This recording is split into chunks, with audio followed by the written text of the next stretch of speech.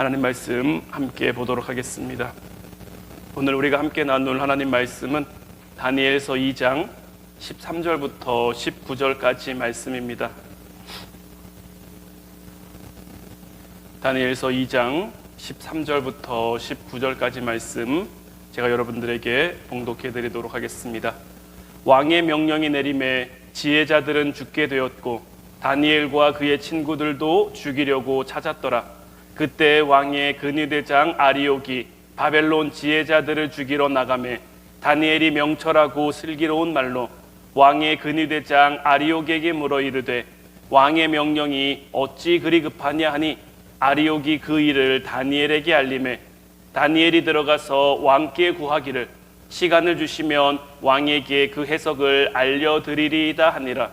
이에 다니엘이 자기 집으로 돌아가서 그 친구 하나냐와 미사엘과 아사랴에게 그 일을 알리고 하늘에 계신 하나님이 이 은밀한 일에 대하여 불쌍히 여기사 다니엘과 친구들이 바벨론의 다른 지혜자들과 함께 죽임을 당하지 않게 하시기를 그들로 하여금 구하게 하니라.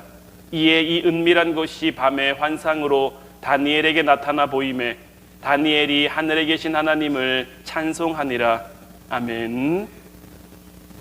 바울이 쓴 서신 가운데 디모데서가 있습니다. 디모데전서, 디모데후서 이렇게 되어 있는데 이 디모데 서신은 다른 바울이 교회들을 향해 쓴 서신과는 좀 달라요.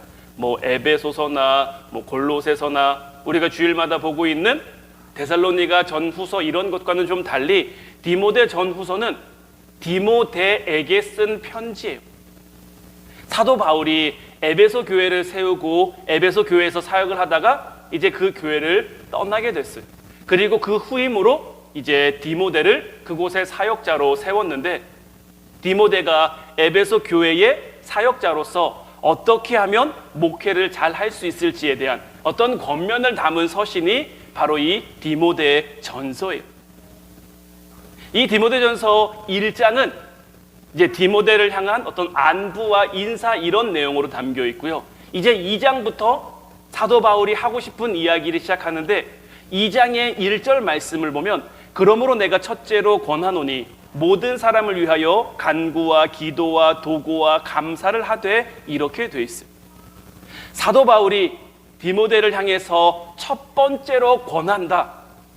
첫 번째로 권한다라는 것은 그만큼 중요한 것이라는 것이고 또한 바울의 목회에 있어서도 굉장히 우선순위에 놓여있는 그러한 내용들임을 우리가 알 수 있는 거죠. 그런데 바울이 첫째로 디모데에게 뭘 권하고 있냐면 간구와 기도와 도고와 감사를 권하고 있습니다. 사실 이 네 가지가 다 다른 것들 같지만 사실 이 네 가지 모두가 다 기도를 가리켜 말하고 있는 거예요. 간구라는 것은 긴박한 상황 가운데 우리가 하나님께 호소하는 기도를 가리켜 말하는 거예요. 우리의 소원, 우리의 문제를 해결해 주실 것을 우리가 하나님 앞에 간구한다라고 얘기를 하잖아요. 그 간구처럼 호소하는 기도를 가리켜서 간구라고 얘기하는 것이고요. 기도는 말 그대로 우리가 아는 일반적인 그러한 기도를 말하는 것이고 도고는 중보 기도를 의미하는 거예요. 다른 사람을 위해서 내가 기도하는 것. 그리고 감사는 말 그대로 하나님이 우리에게 베풀어 주신 그 은혜와 축복에 감사하는 기도를 의미하는 거죠. 네 가지가 명칭은 다르고 조금 기도의 내용과 형식은 다를 수 있지만 하나님을 향해 기도하는 것이라는 것에는 변함이 없는 거죠. 그러니까 사도 바울은 디모데에게 네 가지를 권면했는데 결국 이 네 가지가 다 기도하는 삶을 살아야 함을 말하고 있는 거죠. 비단 이런 기도하는 삶, 디모데가 바울의 뒤를 이어서 에베소 교회에서 사역하게 됐다고 이런 기도의 내용을 권면했지만 이런 기도하는 삶이 비단 목회하는 것에만 적용되는 것은 아닙니다. 어떤 직업, 어떤 자리든지 간에 우리가 살아가는 모든 곳에 이 네 가지의 기도가 함께 할 수 있어야 하는 거예요. 지금 우리가 20일 기도회를 진행하고 있습니다. 이제 두 번째 주 가운데서도 오늘이 수요일이니까 또 이번 주의 절반 정도가 지나가고 있는데 여러분들은 20일 기도회에 왜 참석하고 계십니까? 제가 여러분들에게 20일 기도에 참석해야 됩니다, 늘 권면하고 늘 닥달하니까 그래서 참석하시는 겁니까? 목사님이 부탁하니까 내가 한번 참석해 주지 뭐, 이런 마음으로 앉아 계신 분들은 한 분도 없을 거라고 생각을 합니다. 우리가 기도에 참석하는 이유는 기도를 통해 하나님의 뜻을 깨닫고 또 하나님으로부터 공급받는 그 힘과 능력과 그 은혜를 우리가 분명히 확신하고 있기 때문인 거죠. 우리가 이것을 기대하고 소망하기 때문에 기도회에 참석하는 것이고, 저도 여러분들 삶 가운데 이러한 것들이 늘 풍성히 임하기를 바라기 때문에 기도회를 계속해서 진행하고 인도하고 있는 거죠. 사실 기도회를 진행 안 하면 누가 제일 편하고 누가 제일 좋을까요?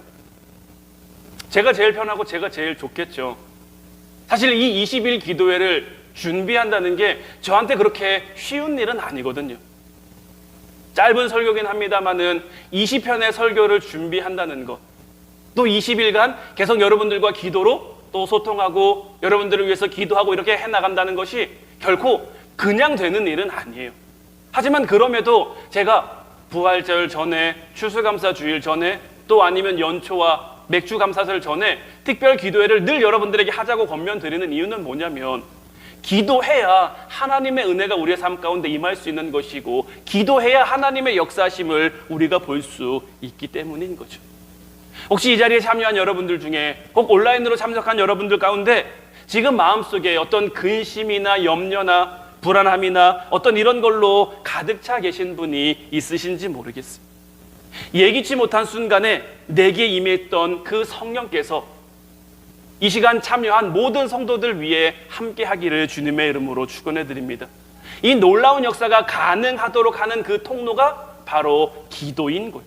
우리는 이 사실을 꼭 기억하고 또 이 사실을 염두에 두고 오늘 말씀을 좀 함께 나누었으면 좋겠습니다. 오늘 말씀 13절 말씀을 보면, 왕의 명령이 내림에 지혜자들은 죽게 되었고 다니엘과 그의 친구들도 죽이려고 찾았더라. 우리가 지난 시간에 말씀을 살펴봤듯이 다니엘에게 위기가 찾아왔습니다.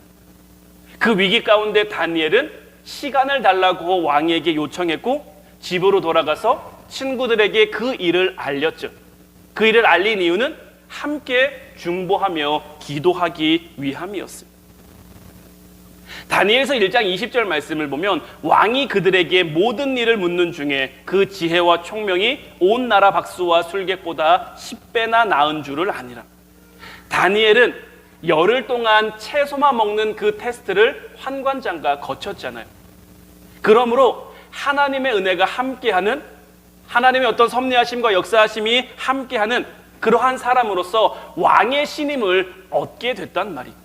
또 이 말씀을 통해 알 수 있듯이 온 나라 박수와 술객, 그러니까 그 나라에서 똑똑하다고 내세울 수 있는 사람들보다도 몇 배나 더 뛰어난 거예요? 10배나 더 뛰어난 거예요. 다니엘은 다른 사람들보다 10배나 머리가 더 잘 돌아가는 똑똑한 사람이었어요. 다니엘의 입장에서는 오늘 말씀에 나온 이 위기 상황이 다니엘에게 주어졌을 때 자기의 그 똑똑한 그 머리로 뭔가 해결책을 생각해 낼 수도 있었어요.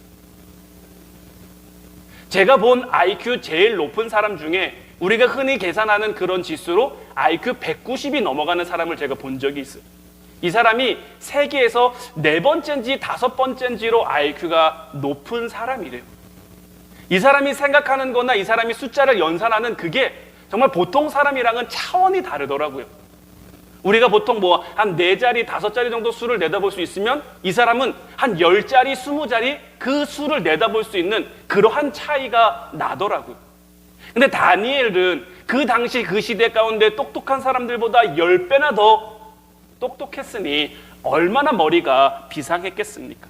자기의 총명한 머리로도 이 위기를 벗어날 수 있는 방법을 얼마든지 강구해 볼 수 있었을 텐데도 불구하고 그는 그렇게 하지 않았다라는 거예요. 솔직히 우리도 얼마나 머리가 잘 돌아갑니까? 무슨 일을 만나고 무슨 어려움을 만나면 그 상황을 모면하기 위해서 때로는 우리가 흔히 잔머리라고도 하고 그 여기서 빠져나가기 위한 그런 수단들을 우리가 얼마나 더 잘 강구해 냅니까?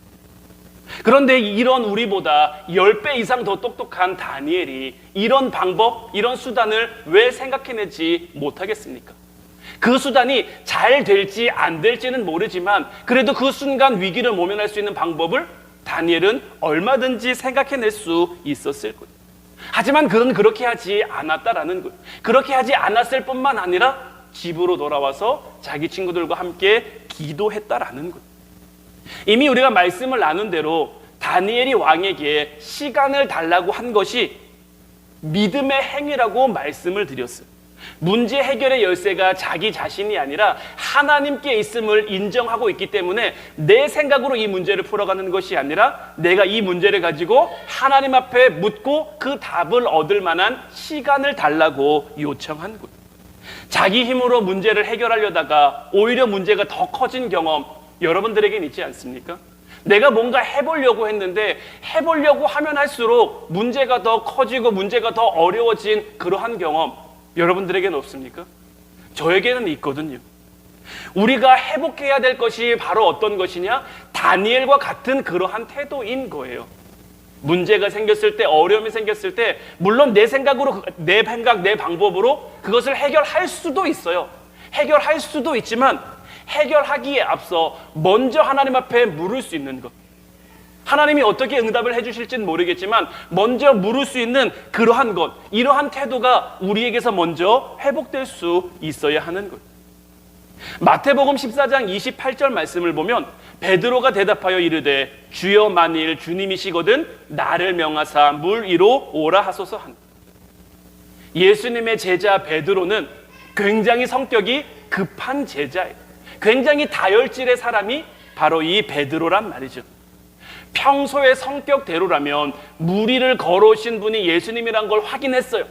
그러면 베드로는 앞뒤 재지 않고 그냥 무리에 뛰어들어야 맞아요. 그게 베드로 같은 모습이에요. 그런데 베드로가 예수님에게 묻는 거예요. 만일 주님이시거든 나를 명하사 물 위로 오라 하소서. 이거는 자기의 급한 성격을 뛰어넘는 베드로의 기도인 거예요. 주님께 요청하는 것, 요청하는 기도를 베드로는 하고 있는 거예요. 우리가 바벨론과 같은 이 악한 세상을 살아가면서 세상 사람들과는 다른 부류, 다른 방법으로 살기 위한 가장 첫 번째 관문이 바로 이것인 거예요. 무엇이든지 내가 바로 결정하는 것이 아니라, 무엇이든지 내가 바로 판단하는 것이 아니라, 머리 잘 돌아간다고 내 마음대로 결정해버리는 것이 아니라 하나님 앞에 시간을 벌 수 있어야 하는 거예요. 다시 말해서 하나님 앞에 기도할 수 있는, 하나님의 뜻을 구할 수 있는 시간을 우리가 확보해야 한다라는 거예요. 오늘 말씀 13절과 18절 말씀을 보면 굉장히 좀 재미있는 표현이 나옵니다. 13절 말씀을 다시 보면 왕의 명령이 내림에 지혜자들은 죽게 되었고 다니엘과 그의 친구들도 죽이려고 찾았더라. 18절 말씀은 하늘에 계신 하나님이 이 은밀한 일에 대하여 불쌍히 여기사 다니엘과 친구들이 바벨론의 다른 지혜자들과 함께 죽임을 당하지 않게 하시기를 그들로 하여금 구하게 하니라. 13절 말씀에 찾았더라. 18절 말씀에 구하게 하니라. 한글로 번역된 것은 다른 단어입니다만은 원문 히브리어로 봤을 때는 같은 단어예요. 히브리어 바라는 단어가 찾았다라는 뜻도 있고 구하다라는 뜻도 있는 것. 그런데 13절에서 찾은 것과 18절에서 구한 것은 전혀 다른 거죠. 느부갓네살이 찾은 것은 무엇입니까? 제가 어제도 말씀드렸습니다마는 하나님 없는 인생들의 특징이 무엇입니까? 겉은 화려해 보이지만 그 내면에는 어떤 불안함과 공포와 이런 것들이 있다고 말씀을 드렸어요. 이런 일들을 진행해 감에 있어서 생겨나는 문제와 어려움들을 내 탓으로 돌리는 게 아니라 자꾸 다른 사람 탓으로 책임을 돌려버리는 것. 느부갓네살 왕이 꿈을 꿨어요. 꿈꾼 사람 누굽니까? 자기 자신이에요. 근데 꿈이 기억 안 나요. 그럼 그 꿈을 생각해내야 되는 사람이 누굽니까? 자기 자신이거든요. 근데 아무리 생각해도 생각이 안 나요. 생각하면 생각할수록 마음이 복잡하고 마음이 어려워요. 그러니까 누구만 탓하고 누구만 잡는 거예요? 그 나라의 지혜자들만 잡는 거예요. 생각해내. 내가 뭔 꿈을 꿨는지 알아내. 내가 꾼 꿈이 뭔지 알아내지 못하면 내가 너네 다 가만두지 않을 거야. 너네들 다 죽일 거야. 그리고 실제로 그 나라의 지혜자들이 죽임을 당했죠. 꿈꾼 사람은 느부갓네살인데, 기억 못하는 사람은 느부갓네살인데, 하나님 없는 사람들의 특징이 바로 이런 거예요. 문제가 생기고 어려움이 생기면 내가 그 문제의 어떤 해결점, 해결할 수 있는 어떤 방법을 간구하는 것이 아니라 자꾸 다른 사람에게로 돌리는 거예요. 이 문제가 생긴 건 내 탓이 아니라 네 탓이야. 이 어려움이 생긴 거는 내 탓이 아니라 네 탓이야. 가정 안에서도 그렇고 교회 안에서도 그렇고 우리가 살아가고 있는 삶의 공동체 안에서도 뭐 직장이나 일터나 다 마찬가지입니다. 이런 마음으로 살아가는 사람들이 있으면 그 공동체는 굉장히 힘들고 어려워질 수밖에 없어요. 눈에 보이는 거에만 자꾸 치중해요. 눈에 보여지는 거에만 집중해요. 느부갓네살 왕이 딱 그런 모습인 거예요.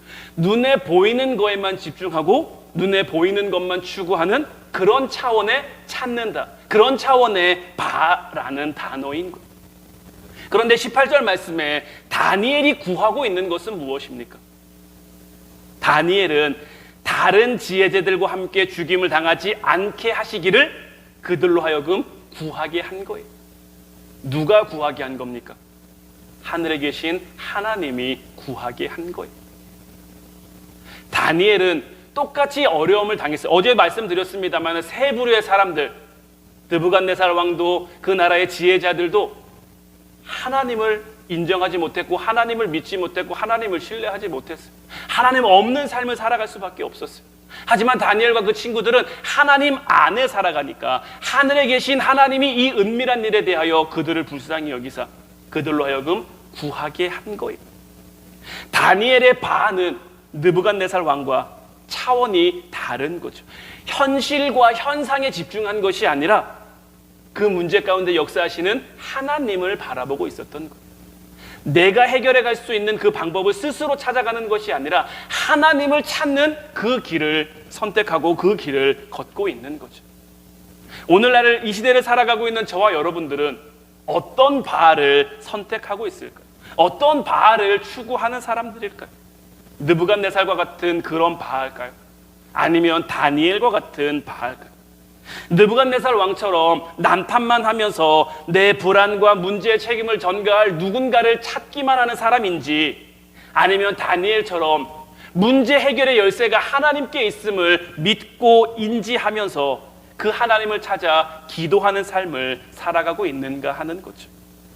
우리는 이 시대 가운데 다니엘의 이 바알을 회복할 수 있어야 하는 거예요. 사실 죄성을 가진 인간은 내면에 누구나 걱정이 있어요. 누구나 염려가 있고 누구나 불안함이 있어요. 어떤 문제를 만나든지 어떤 어려움을 만나든지 우리 안에는 불안함이 생길 수밖에 없어요. 두려움이 생길 수밖에 없어요. 그래서 이 근원적인 문제를 해결하기보다는 자꾸 이거를 다른 사람에게 돌리고 싶어 하는 거예요. 이게 죄가 가진 특징이기 때문인 거예요. 아담과 하와가 선악과를 먹었어요. 선악과를 먹음으로 죄가 그들 안에 들어오자 그들이 한 것이 무엇입니까? 그들의 무서움, 그들의 불안함을 다른 사람에게로 전가하는 거예요. 하나님이 나에게 주신 여자 때문에 내가 이것을 먹었습니다. 뱀이 나에게 이것을 줘서 내가 먹었습니다. 그들 스스로 잘못을 쉽게 인정하려 들지 않아요. 가인도 아벨을 죽이고 하나님이 다 알고 찾아오셨는데 내가 내 아우를 지키는 사람입니까? 내가 아우 어디 있는지 어떻게 합니까? 자기 잘못, 자기 그런 것들을 자기 것으로 받아들이고 인정하지 않고 자꾸 누군가에게 덮어씌우고 그 책임을 돌리는 데 익숙한 거예요. 이런 식의 문제 해결, 이런 것에 익숙한 우리가 다니엘처럼 다니엘과 같은 바의 체질로 개선할 수 있는 통로가 바로 기도인 거예요. 기도 외에는 다른 방법이 없는 거예요. 이 땅에 오셔서 예수님이 공생의 사역을 하시는 동안 참 많이 기도하셨습니다. 예수님의 기도 가운데 대표적인 부분들을 우리가 좀 찾아보면 마태복음 4장 1절로 2절 말씀을 보면 이제 공생의 사역 전에 40일간 금식하며 기도하신 내용이 나와요. 예수님께서는 예수님의 사역을 시작하시기 전에 하나님의 아들이시잖아요. 그냥 하신다고 못 하시겠습니까? 그냥 하신다고 안 되겠습니까? 얼마든지 그냥 하실 수, 우리는 안 될지 몰라도 예수님은 얼마든지 하실 수 있죠. 하지만 예수님은 그 삶을 통해 우리에게 보여주시는 거예요. 우리가 어떤 길을 걸어가야 하는지, 어떤 삶을 살아가야 하는지 친히 우리를 향한 모범이 되어주신 거예요. 근데 예수님이 공생의 사역을 시작하시기 전에 40일을 금식하며 기도하신 거예요. 12제자를 택하시기 전 누가복음 6장 12절로 13절 말씀을 보면 예수께서 기도하러 산에 가서 밤이 새도록 하나님께 기도했어요. 그리고 난 다음에 12제자를 부르신 거예요. 예수님의 능력이라면 아무나 세워놓고도 12제자 같은 일 못하시겠습니까? 그냥 지나가는 사람 12를 불러놓고 내가 너희와 함께 할게, 내가 너희에게 능력 줄게, 내가 너희에게 지혜 줄게, 내가 너희에게 성령 부어줄게 하면 안 되겠습니까? 될 수 있죠. 하지만 예수님은 제자를 세우시기 전 밤이 새도록 기도하셨어요. 죽은 나사로를 살리시는 과정에서도 마찬가지입니다. 돌을 옮겨 놓으니 예수께서 눈을 들어 우러러보시고 이르시되 아버지여 내 말을 들으신 것을 감사하나이다. 항상 내 말을 들으시는 줄을 내가 알았나이다. 그러나 이 말씀하옵는 것은 둘러선 무리를 위함이니 곧 아버지께서 나를 보내신 것을 그들로 믿게 하려 함이니이다. 이 외에도 수많은 병자들을 고칠 때, 수많은 귀신을 쫓아냈을 때 다 기도로 그들의 믿음을 통해서 역사하셨죠. 마지막으로 겟세마네 동산에서 이제 마지막 예수님이 져야 할 십자가를 앞두시고 돌 던질 만큼 가서 무릎을 꿇고 기도하여 이르시되 아버지여 만일 아버지의 뜻이거든 이 잔을 내게서 옮기시옵소서. 예수님도 힘들고 괴로우셨거든요. 할 수만 있으면 이 십자가를 지지 않고 싶으셨거든요. 우리와 똑같은 육신의 몸을 입으셨기에. 하지만 내 원대로 마시옵고 아버지의 원대로 되기를 원하나이다. 그러니까 예수님의 삶을 보면 늘 기도하는 삶인 거예요. 예수님께서 우리에게 보여주고자 하는 그 기도의 모범이 무엇입니까? 어떤 일이든 그 일을 하기 전에 기도하라. 중요한 일을 행하는 과정에서 기도하라. 기도 없이는 아무것도 하지 마라. 기도 없이는 결단하지 마라. 기도 없이는 도전하지 마라. 항상 모든 일에, 모든 상황 가운데 기도가 앞서야 한다. 또한 이 모든 예수님의 기도 가운데 가장 근본적인 포인트는 바로 이 누가복음 22장 42절 말씀. 그러나 내 원대로 마시옵고 아버지의 원대로 되기를 원하나이다. 내 원대로 마옵시고 아버지의 원대로 되기를 원하나이다. 바로 이것이 느부갓네살의 그 바알을 벗어나 다니엘의 바가 우리에게 덧입혀질 수 있는 그러한 방법인 거예요. 결국 느부갓네살과 다른 방법으로 우리가 산다라는 것은 내 힘으로 해결하려는 그 내 노력을 내려놓는 거예요. 내 스스로 해보려는 내 방법을 내려놓는 거예요.